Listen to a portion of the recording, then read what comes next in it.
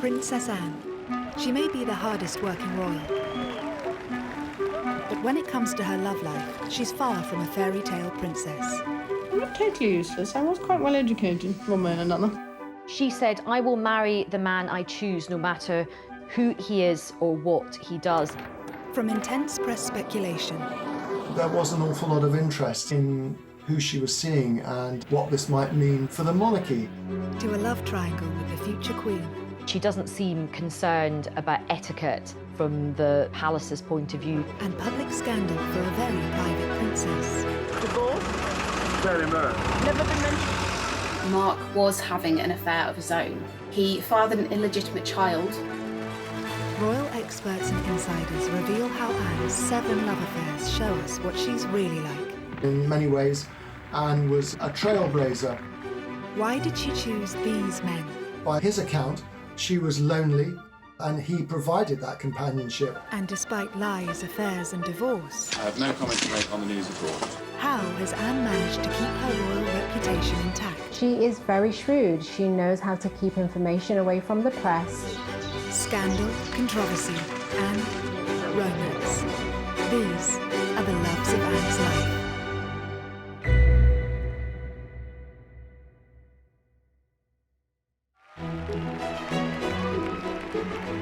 Sir Timothy Lawrence is the man we're used to seeing by Princess Anne's side. Out of all the royals, Princess Anne does seem probably one of the happiest, happily married, very settled, no drama, no impropriety. The marriage spans 28 years, and they're clearly still very happy together. I think a lot of people think that she's always been married to the same person. Anne may be in a stable relationship now, but it's been a long journey to get there. She had a rumoured 7 relationships, each different from the last. Princess Anne's past is, to say the least, colourful. I mean, we know that she had 7 boyfriends. She was the first royal child to divorce. She married a commoner. She just was rebellious. Some of the boyfriends were considered incredibly unsuitable. Actually, back in the day, she was a hot topic. Papers loved her. They were so interested in who she was dating and what was going on in her personal life. So I think it's really important to remember that she may be 70 now, but back in the day, she really did have quite an interesting life as the most eligible princess in the country. Our focus now on Anne is as this rather haughty, imperious figure with that swept-up cottage loaf hairdo, which has really been unchanged for so many years. But you know, you don't have to go back too far in the archives to see some pictures of a young Princess Anne with tumbling long hair, short skirts. I mean, she was a glamorous figure. This story begins whilst she was still in her youth, and perhaps the world's most eligible princess. And when the press reported Anne's very first boyfriend, it seemed like a perfect royal match. Gerald Ward was a friend of the royal family, a great friend of Prince Charles. He was regarded as suitable, if you like, by the palace, educated at Eton. The family had land in Wiltshire. But at 12 years older than 18-year-old Anne, what was it about Gerald that really attracted her to him? He was very much in that sort of action man genre that Anne was instinctively drawn to. A good rider, a good horseman. Her love for horses was almost all-consuming when she was young. Her father said once, if it doesn't fart and eat hay, she's not interested. They were spotted together shortly after Princess Anne finished her A-levels at boarding school. So this really puts her at, the age of 18, really quite young, feeling out these new relationships and kind of figuring out who she was. It's no surprise that her romance with Gerald fizzled out quickly. I think Anne felt she was being sort of pushed slightly, nudged towards this eminently suitable character. And I think she was very young. He was a good bit older. He was too tweedy. It was clear from early on that the young, strong-minded princess wasn't willing to let social expectations dictate her romantic life. Anne was always clear. She said, I will marry the man I choose, no matter who he is or what he does. If you had not met a man whom you wanted to marry, do you think you would have married out of a sense of duty? No way. She'd led quite a sheltered life and she needed to explore. She wanted to enjoy life. The romance was over quickly, but their connection didn't end there. Gerald marked the start of an unusual pattern Anne had with most of her ex-partners. Although their relationship did not last, she remained on very good terms with him, as did the rest of the family. Gerald actually ended up being one of Prince Harry's godparents. I mean, it is quite an aristocratic thing. You don't let the sort of romantic relationship necessarily damage forever a friendship. She gets on very well with men. She doesn't get on quite so well with women. It was easier for them to remain friends, and they were part of the same social circle too. The fallout from Gerald showed Anne just how desperate the press were for stories about her love life. She was forced to come up with ways to keep her private life private. So one of the many disadvantages of being royal is that you have to be careful. You can't just go and meet someone in a coffee bar and meet them for 9 months and then decide. You have to make a fairly quick decision if the relationship is going anywhere because of all the press and the photographers. And we know from her marriage eventually that the price of massive press scrutiny could be very damaging to the relationship. And you can go out with somebody once and they're already talking about you getting engaged. She resented the fact that the press would be interested in finding out who her boyfriends were. It also led to this sort of rather difficult relationship that she's had with the media over the years. She often came across as rather prickly, short-tempered. Telling the press to leave her alone didn't always work. They soon got wind of another love affair. As quickly as Anne had shrugged off Gerald Ward, she picked up boyfriend number 2, who, unlike Gerald, was certainly not a conventional royal escort. The things that Sandy Harper did, the way he behaved, the way he dressed, that it set off alarm bells throughout the establishment, because although he had this background which was vaguely acceptable, he dressed very much like a hippie. He had long hair, he wore beads, open cheesecloth shirts. But of course for Anne this was marvellous because she'd escaped the sort of tweedy world which was still core to the royal family. After the eminently suitable Gerald Ward, Sandy was a breath of fresh air for the rebellious princess. Not a military man or an aristocrat, but a professional polo player whom she met through her love of horses. They were seen out at the discotheques that were springing up all over London in the late 60s and early 70s.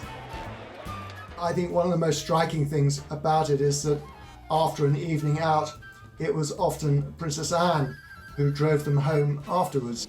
She liked men who were fun, and she liked to be amused and entertained, people who were prepared to take a bit of a risk in their private life.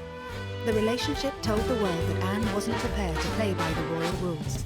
She was not a conventional princess. Luckily for the stuffier types at the palace, neither Sandy nor Anne saw a future in their wild romance. He was a bit of a self-confessed ladies' man. He did do an interview where he said, you know, I take a lot of girls out and the relationships don't work out. I think probably that was the most exciting time of her life, in a way, but she knew it couldn't last. So she knew it was almost like she was being allowed to play for a while before the serious business of being a grown-up royal had to begin.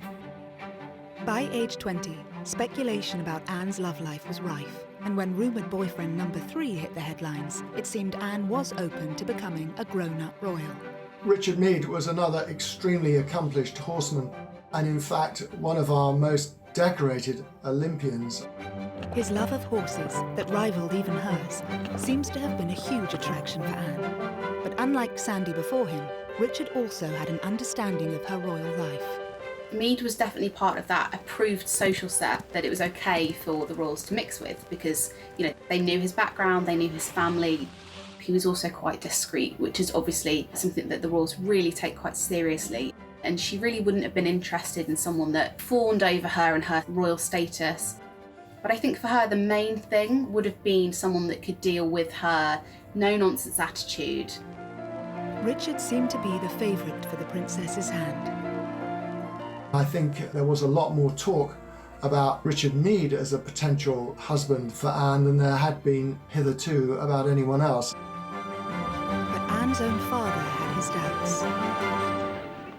Richard Meade, who indeed was a friend of mine, he was unfortunately 12 years older than the princess, and I'm told that the Duke of Edinburgh felt that it was a bit too much of an age gap between the two, so he was discouraged. Anne was just 20, and Richard may have been just too grown up for the young princess. She seems to have listened to her father, and after less than 2 years, the pair parted ways. She was in no great hurry. Times had changed. She was not under pressure to marry. She didn't have to produce an heir to the throne. It gave her a degree of freedom that her brother never really had to enjoy. And she was determined to enjoy it. And if that meant dating 1, 2, 3, 4, 5 men before she married, then so be it. Richard Meade, he became quite a close friend.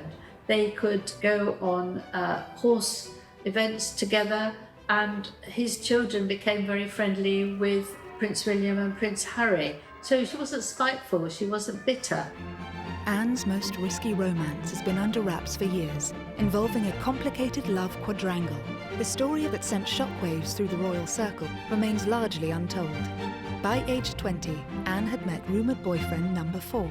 Andrew Parker Bowles, I think, was a serious contender, a very distinguished army officer as well, and a very great favourite of the Queen. And his relationship with the royal family goes back so far, he was actually in the procession at the Queen's coronation. Andrew was this dashing cavalry officer. He was also a godson of the Queen Mother's, which meant he was one of those few kind of approved friends, or someone that could be around the royals quite a lot and no one would really bat an eyelid. I think she was very intrigued by him. He was a very suave, sophisticated figure, much more experienced in the ways of the world than the men she'd hitherto been dating. But there was one slight problem. Anne wasn't the only woman Andrew was seducing. The name is familiar, of course, because he was dating a young woman called Camilla Shand, who became Camilla Parker Bowles and is now, of course, the wife of the Prince of Wales. But he was also seeing a lot of other women in his spare time. It was thought that when he cheated on Camilla with Princess Anne, that Camilla decided to get a bit of revenge, and that was when she actually started up her own relationship with Prince Charles. Thus began Anne's best-kept secret, a rumoured royal quadrangle involving the Queen's 2 eldest children. Andrew and Camilla were supposed to be dating each other, but in their spare time, they were dating others. And who were they dating? They were dating the heir to the throne and his sister. I mean, it's a very glamorous foursome. The relationship shows that for the determined, forthright Anne, there was to be no settling in her pursuit of happiness, even for the sake of appearances. There's very much a sense of, well, if a guy can do it, why can't I with Princess Anne? She saw in Andrew Parker Bowles someone who was slightly dangerous, if you like, but also great fun. And I think it showed there was an element of that in Anne too, that she was someone who was prepared to take risks with her romantic life and to see where that might lead her. This risky romance did not sit well with the palace, and perhaps, as with previous lovers, this was also part of the appeal. So I think even at this very early stage in Anne's life, we can really see her strong character coming through. She doesn't seem concerned about etiquette from the palace's point of view. She's quite interested in men who are a bit different, who have got a little bit of a reputation. He would have been a complete no-no for the royal family. Apart from the promiscuity, the big issue with Andrew Parker Bowles was that he was a Catholic. This is one detail that Anne would have to consider. For the pair to marry, Anne would likely have to withdraw from the line of succession. Princess Anne was never going to try and break that particular rule, but that worked in her favour in a sense because she wanted to have fun without the pressure to turn that fun into a sort of formal relationship or even marriage. As scandalous as the relationship may have been, once again, the notoriously private princess miraculously kept it under wraps from the public. When she and Charles would go to breakfast, they would voraciously scan the paper for any of the little tidbits that the papers had published about them. They wanted to know what they'd figured out. You know, had that relationship been kept secret? It was difficult to get inside information because the whole machine was much more. I mean, it wasn't open to the sort of people who would tell tales. There were some rumours, maybe a comment here or there that these relationships were going on, but they were kind of loath to say anything that was too scandalous or that could potentially put them in hot water with the palace, because the palace still had quite a firm grip on the press. The story of this extraordinary relationship was a revelation. She really was besotted with Andrew Parker Bowles. I think after a couple of years of Anne really chasing him, she realised that, he was only really going to make her unhappy. The press were getting more interested, and of course the long shadow cast by his Catholicism and his promiscuity. But I think she's quite a tough cookie, and I think she's probably quite worldly wise, so she probably kind of saw what lay ahead, and she probably decided, nah, I want something a bit different. I want somebody who's going to adore me, and I don't want somebody who's going to be having a glad eye for other people. It's understood when Andrew was posted to Germany, it firmly put an end to things. But despite their complicated past, Anne has kept this ex especially close. Andrew is a godfather to Zara. He's remained a firm friend of Princess Anne's for the best part of 50 years. So, no, I don't think there was any ill will on Anne's part towards his marriage for Camilla. After the dangerous liaison with Andrew, Anne once again sought out a quieter, less colourful partner. And again, she chose one who shared her love of horses. In 1968, Anne met Captain Mark Phillips. He was a member of the Queen's Dragoons. Of course, another dashing cavalryman. It's easy to see what Anne saw in him. Another gold medal winning equestrian, a military man whose father worked for the royals, and no controversial reputation. Maybe she was looking for somebody who just made her feel safe and secure, reassured, a calm relationship where she knew that the gentleman was really into her, because actually Andrew, having been quite the ladies' man, maybe didn't give her that stability. After the other difficult relationship she'd had, he must have seemed a godsend. They quickly hit it off, and then they were both at the 1972 Olympics. That's where the relationship really blossomed. Mark was different to Anne's previous boyfriends. He was a quiet character. Because we know she's very much like her father, who is quite a controlling character, Mark must have seemed a big improvement on people like Gerald Ward. The relationship would have been the man in the driving seat. With Mark, it was different. He was quite shy. It would have seemed to Anne that she wasn't going to be bullied or dominated by this man, and that would have been very attractive when it was combined with someone who shared her passion. Royal biographer Brian Hoey has first-hand experience having met and interviewed Mark and Anne. The princess took control of the interview, and I've known him ever since, and he's a pretty good guy, and you get him talking privately, and he is very, very articulate, but he's not brilliant if you get him, speaking publicly in television. When you were a teenager, did you have any idea of the sort of girl that you would like to marry? No, no, I didn't. I wasn't very clever with girls, I don't think, when I was a teenager. I definitely was a bit not very good. Not very successful, should I say. After the princess's previous boyfriends, who enjoyed the limelight and matched her strength, Mark seemed happy for Anne to take the lead. His background was very different to her. He was a commoner, he was the son of a sausage maker. He didn't really have the airs and graces of somebody who had grown up around royal circles, that confidence. Anne appeared to welcome this break from her usual aristocratic type. The new romance was quickly blossoming and, of course, instantly captured the attention of the world's media. Princess Anne was terrified I don't think that's putting it too strongly, that her relationship with Mark Phillips would be discovered, would be exposed, would be written about in detail.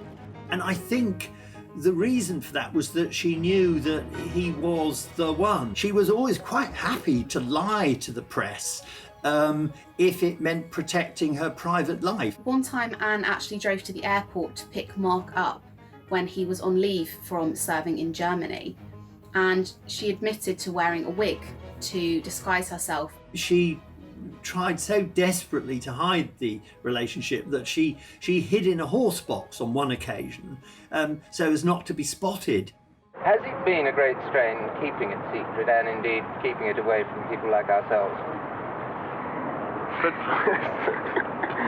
I think it has, yes, it became rather a strain in the end. But the press finally got their story. The long months of rumour, speculation and denial were over. The Easter engagement was now public knowledge. Mark Phillips was the man who had finally tied down the Queen's only daughter. I think the palace did approve of this match. I mean, they weren't looking for Anne to make some grand union, and she was free to marry whoever she wanted. While a title would be nice for a potential royal suitor, it wasn't a hard and fast rule that they absolutely had to be from the aristocracy. The royal family were thrilled at the engagement, so much so that the Queen Mother said that they were the perfect couple. 6 months later, on the 14th of November 1973, Anne became the first of Queen Elizabeth's 4 children to wed. The moment we've all been waiting for, and how lovely she looks. It was a spectacular at Westminster Abbey. These pre-internet days, still something like 500 million people plus watched the wedding. So inevitably it started off with an enormous enthusiasm. They faced this great aisle in the congregation, and all eyes were upon this couple. Both Anne and Mark were hugely private, but they instantly became one of the world's most famous couples. He was beginning a public life which he hadn't really countenanced for himself. But he sort of reconciled himself to the fact that he was marrying a woman he loved, and he would just have to make the best of it. You seem on the surface to be a very shy person. It's not every day one proposes to a princess. Did it require a lot of courage to propose? I'm not sure. I mean, I think the fact that the girl in question is a princess makes any difference at all. I think if you get married to somebody, it's a very, very personal thing, and the two of you just feel it, and it's a completely natural thing. I think you've got to be brave to propose to anybody, haven't you? Yes. Such was their desire for privacy and normality. When Mark was offered an earldom from the Queen, he turned it down, as the newlyweds wanted their children to be freed from royal constraints. She'd obviously discussed it with Mark, and he agreed that he shouldn't get a title. And she particularly wanted any children not to have a title and to be able to be free and to earn their own living and to not have the restraints that others with titles had. She was revolutionary in that way, really. Early married life appeared idyllic from the outside. The Queen, as a wedding present, had given Anne Gatcombe Park, this magnificent house in Gloucestershire. I saw quite a lot of Anne and Mark during their early days of marriage. I thought they were perfectly suited. Apart from being a loving couple, they were good friends. Anne continued her riding career alongside her royal duties. 4 years after the wedding, their first child, Peter, was welcomed into the family. But within a couple of years of Peter's birth, cracks were already beginning to show in the marriage. Both of them had left the world of show jumping and competing, and he was becoming a farmer and she wanted to devote herself to royal duties. I think they were very much in love, but he was in love with Anne, who was a horsewoman who shared his passion for riding. I don't really think he gave much thought to the other side of Princess Anne, someone who had a full public life as a royal princess, and where that meant he was going to fit in. Mark's ability to look past Anne's royal status seemed to have been an appeal for them both, but he now faced the reality of her role. Mark openly described public appearances with Anne as pure torture. He quickly absented himself from that. He didn't really want to become Anne's +1 on all her trips. It was entirely different from what happened with all her brothers, because their wives were expected to be additions and to join the royal firm and support them. That never happened with Mark Phillips. It would have put a strain on them because it meant that she had to shoulder more of the responsibility in those public settings. It wasn't long before the clearly uneasy balance of power seemed to have caused a divide in the relationship. Perhaps when they got together they were a better match, and as time went on and Anne grew in confidence and evolved, perhaps she just outgrew him. I think after time, Mark wasn't really accepted by the rest of the family. They thought he was rather dull and he could only talk about horses. Rather cruelly, it's said that Prince Charles used to call him foggy, in the sense that he was a bit wet and a bit thick. Soon the strains in the relationship would become impossible to hide. If the first few years of Princess Anne and Mark Phillips' marriage had shown cracks, 6 years in, a chasm was appearing. As Mark diverged from his main equestrian career into creating his own business, making horses and jumps, and Anne, of course, was committed to her royal schedule and diary, it seemed very much that they spent a lot of time apart. It was also beginning to be noted that Anne seemed to have grown very close to one of her bodyguards. 32-year-old Royal Protection Officer Peter Cross was a married father of 2 from Sheffield. His background, plain, northern, brought up in South Yorkshire, completely different from that of the princess, but I don't think that mattered that much. A strong action man, Cross was very unlike Mark Phillips, with whom Anne appeared to be growing tired. He was amenable, he wasn't a dominating kind of character. And what she was really looking for, she found in Peter Cross, who would have seemed exotic to her with his background. By his account, she was lonely, Phillips was not around very much, and she missed companionship, and he provided that companionship. As they say, one thing led to another, and he said that they began an affair.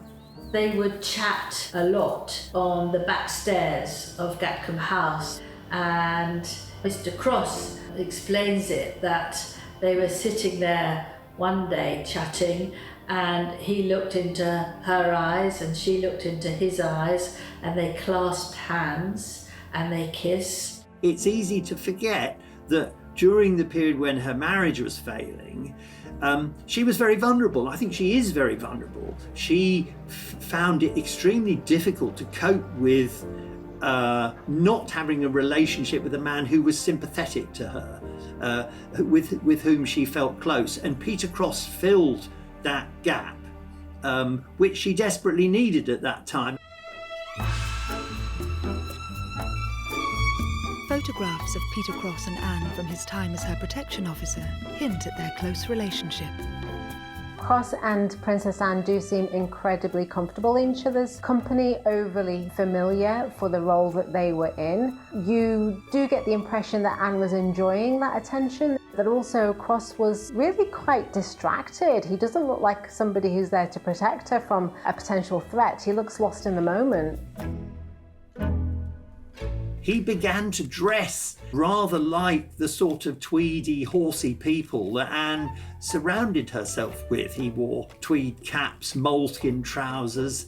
He began to look the part, and so the rumour mill began to work. When it was suspected that they were having an affair, Peter Cross got removed from his position and sent away. He was obviously quite important to her at a time when her emotions were quite high. But allegedly, Anne wasn't about to give up on Cross that easily. Summoning him to Gatcombe Park after his dismissal, a day in the country became code for them meeting up. It is said that they still met from time to time, and that Anne had a code word so that people wouldn't know it was her when she was telephoning, and if she would say it was Mrs. Wallace. Was this, we all wondered, a reference to Wallis Simpson, another rather notorious figure linked to past royal misbehaviour? What's quite interesting is that she's quite defiant about this relationship as well. She is a rebel, she isn't going to play by the rules, and even though he's been sent away, she still wants to see him, and she does. After keeping quiet about the alleged affair at the time, in 1985, Peter Cross sold his story to the News of the World. He blurted out all the details of their intimacy and their closeness, and the fact that she had taken a real shine to him. I interviewed Mark Phillips, and this was shortly after the scandal. He said, "Policemen, don't talk to me about bloody policemen." She didn't like the idea that this relationship between his wife and a lowly policeman had been splashed all over the newspapers. Anne would have been mortified to have heard these stories shared about herself, whether they were true or not. You know, we only have Peter Cross's word for all of this. Anne has never uttered a scintilla of comment about it or not.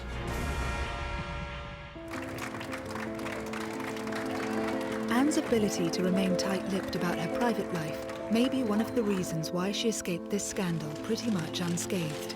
I think Anne didn't get a huge negative response from the public was because she didn't say anything. She didn't confirm it, she didn't deny it. She just got on with her daily life. She just didn't feel the need to actually address it because it was her private life that the public were not entitled to know about. I think the public's view was that this is just scandalous muckraking, and they were prepared to give her the benefit of the doubt. Another reason Anne's reputation remained largely intact following these revelations was thanks to the private life of her brother Charles, who in the summer of 1980 began his relationship with Lady Diana. Once Diana arrived, Princess Anne was out of the picture.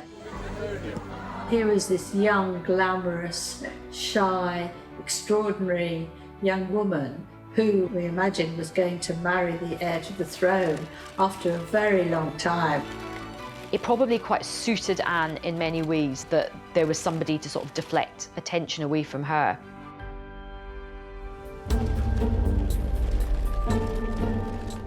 Rumours may have circulated about Anne during her marriage, but husband Mark Phillips was far from the innocent party.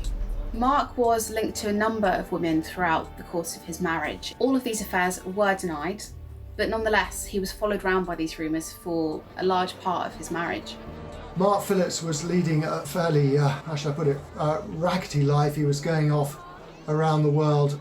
He had all sorts of opportunities to misbehave. But one liaison which took place in New Zealand in 1984 was to become especially significant. Mark Phillips had an affair with an art teacher called Heather Tonkin in Auckland, and he met her at a riding clinic and took a shine to her, and they had a one-night stand.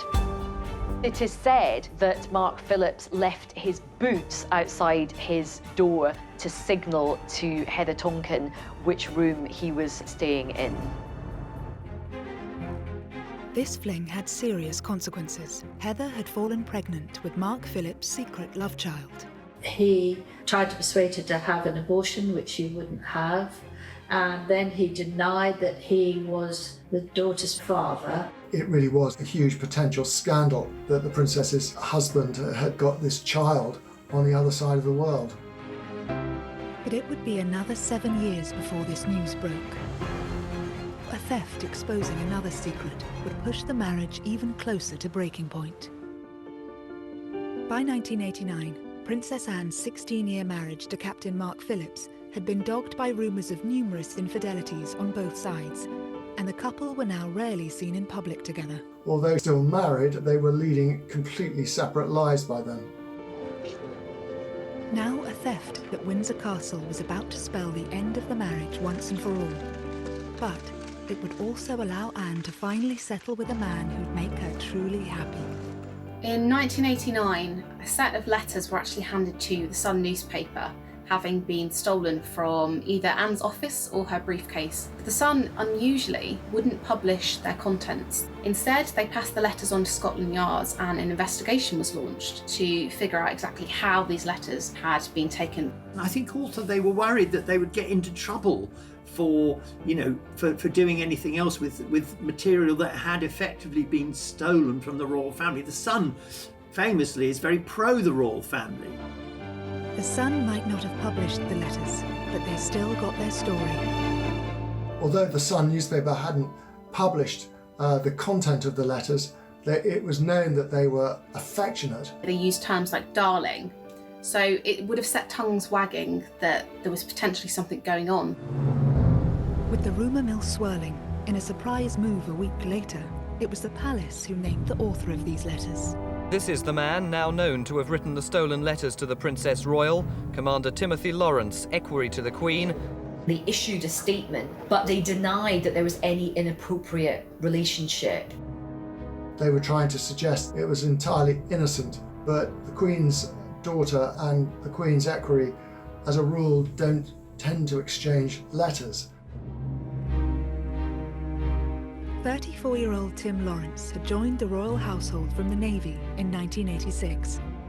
At the 7th attempt, Anne had chosen a man who could be strong, but also knew how to allow a princess her space.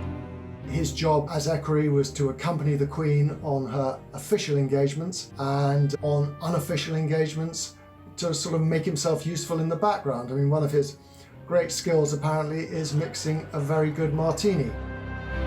And what's interesting is that he got this role coming from, quite a humble background. Here's a man who was born in Camberwell, didn't go to one of the great public schools, wasn't linked to the royal family at all, and certainly wasn't part of the horsey world. Timothy Lawrence came from a very ordinary family.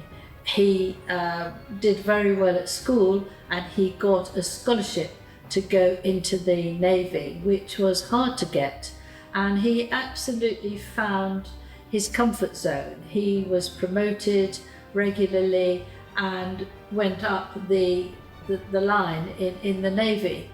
Tim really couldn't care less about horses, which of course was something that we've seen in many of Princess Anne's relationships, that they were all equestrians. During his time as equerry, Bachelor Tim had become a great favourite of the Queen and Prince Philip, and obviously, though no one knew it, the Princess Royal herself. But why had Anne fallen for a royal attendant 5 years her junior? Equerries are chosen as much for their charm and their ability to get on with the royals as they are for any other military disciplines they might have. So in many ways, it kind of came as no surprise that Anne should be attracted to a man like Tim Lawrence. He had echoes of the sort of practical action man that she'd found in Peter Cross, and I think that was very appealing. Whilst the palace tried to insist Anne and Tim were nothing more than friends, when news of the letters broke, Tim Lawrence's neighbours gave a different story. They could see her come and they could see her go, but they never told the press about it. They just accepted it. And when the press discovered and rushed down there to talk to it, it's been going on for a long time. She's here nearly every weekend. What we discovered was that this was not just some sort of passing fling between her and Tim Lawrence, but potentially a real romance. Anne was having an affair while still married. I think that tells us that really she wanted to take fate into her own hands. She wasn't willing to let life pass her by without the support of a loving partner or the joy that comes with having a relationship. She doesn't let societal norms or even royal protocol hold her back. She's quite modern from that point of view. She's quite sort of forward. The couple's secret was out, and while the Queen apparently gave Tim her full support, Philip was rumoured to be less than happy about his employee's betrayal. And he wasn't the only one. Anne was still married to Captain Mark Phillips. Not one to miss a story, reporters dashed up to Mark and asked him about these letters and what he thought. He found it very embarrassing for him and possibly even humiliating because he wasn't aware of what was going on. letter thief was never caught, this revelation sealed the fate of Anne and Mark's marriage, and just months later, in August 1989, they separated. But once again, Anne's reputation emerged intact. It was by then no secret that her marriage to Mark Phillips was not happy, that they were largely staying together for the sake of Peter and Zara. And so I think the public kind of saw this when all these details came out and thought, do you know what? We can't blame her for wanting to have a bit of happiness. Tim Lawrence wasn't married to someone else. He didn't have a past. He was such a solid character that it didn't have all the elements of scandal that the papers need. And so I think Anne got away with it. At the time, Anne was adamant there would be no divorce. Divorce? Very mirror. Never been mentioned by anybody. But this all changed in 1991, when news of Mark Phillips' love child finally emerged. While Mark still denied he was the child's father, a paternity test proved otherwise. It gave Anne a legitimate excuse to get out of the marriage. For that to be splashed across the papers, I think she knew that the public would be on her side, and although divorce was still a bit of a scandal, they very much would have understood that decision. It must have solved a problem that had perhaps been worrying her for quite some time. She may have been the first of the Queen's children to divorce, but the news was overtaken by other, much more traumatic events. 1992 is not a year on which I shall look back with undiluted pleasure. Their unhappiness was evident from the moment they arrived. The Waleses, now dubbed the Glums by the tabloid press. The Andrew Morton book on Princess Diana came out, which was absolutely huge. While the royal couple continued to appear in public with their children, the first of a series of scandals had already made the headlines. And of course there were those infamous photographs of Sarah Ferguson, Fergie, having her toes sucked, which everybody just went nuts about. It has turned out to be an annus horribilis. Anne got slightly lost in all of that, and for which I'm sure she'd be very, very pleased. Only 1 month after her divorce, Princess Anne and Tim Lawrence were photographed as an official couple for the very first time. That was her own way of controlling the news and revealing to the world through these photographs that she and Tim Lawrence were now an item. It was an exuberant Anne who was photographed dancing Highland flings at a Caledonian ball in central London. Whilst Mark Phillips had been accused of lacking a backbone and Andrew Parker Bowles too wild, Princess Anne had finally found her Mr. Right in Tim Lawrence, the perfect combination to suit her needs. I think he's the sort of man that Princess Anne was looking for, actually. You know, stable, thorough, reliable, honourable, who would let her take the royal position, and he was there, but he didn't seem to be somebody who would be walking way behind, uninvolved and feeling neglected. Tim and Anne were married by the end of the year. The day was a basic affair, in stark contrast to the pomp and ceremony of her grand nuptials 19 years earlier. The Princess and Tim went to Scotland to get married because at that time the Church of England refused to marry divorcees again in church, and she wanted to get married in church. She would have preferred it, of course, if there hadn't been a single photographer there. I was up there for it. It was a very cold day in Scotland. It was just the kind of wedding you would associate with Princess Anne. I mean, at the times, it was characterised as being rather joyless. I think that was largely because of the time of year, the weather, and the smallness of the number of guests, in contrast to her grand wedding at Westminster Abbey all those years earlier. But I think that's very unfair. It was the wedding that the two of them wanted. I do think Princess Anne has found her true love. She looked genuinely happy. Some people said they hadn't seen her look as happy for years and years. At 28 years and counting, Anne now has the second longest running marriage in the royal family. Although her love life has courted controversy at times, she can also boast an unblemished public image. Anne has been shaped by each and every one of her 7 relationships, all of them influencing the Princess Royal we know today. I think they show us, in a sense, Anne's journey from this innocent, willful, slightly rebellious girl to the very solid, dutiful woman we have now. Because they were, in a sense, mistakes from which she learned enormous amounts. She has experienced different types of men, but she's come to quite a strong conclusion about what works for her. She did seek out the sort of love that she wanted, despite many of the constraints that were on her from a young age. I think she's a bit of a beacon for modernity and modern marriages and modern relationships today.